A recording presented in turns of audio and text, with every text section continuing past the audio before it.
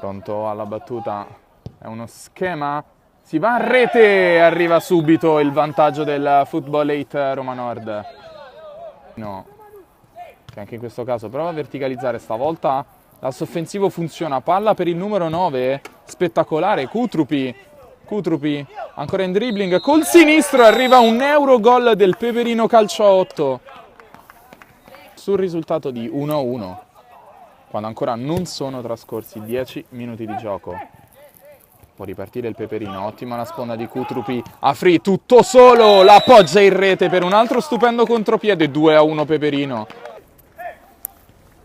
Può avanzare con il suo numero 4 il Peperino, allarga sulla sinistra, cross in mezzo, la girata al volo e arriva la rete, ancora una volta fantastica del Peperino.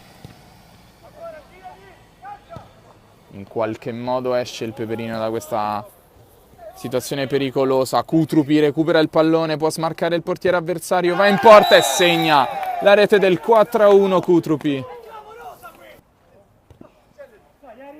Peperino che si trova a 7 punti. Con questa possibile vittoria raggiungerebbe proprio il Football 8 Roma Nord a 10, ma proprio in questo momento arriva la rete di Moretti del 4-2. Che fa freddo.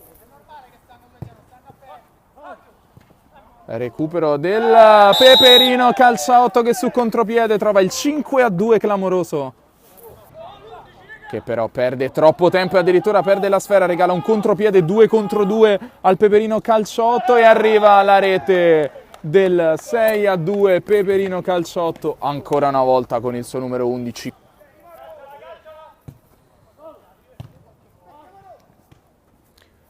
Tortosa e qui arriva la rete del 6-3, approfitta di un errore difensivo il numero 10 per accorciare le distanze.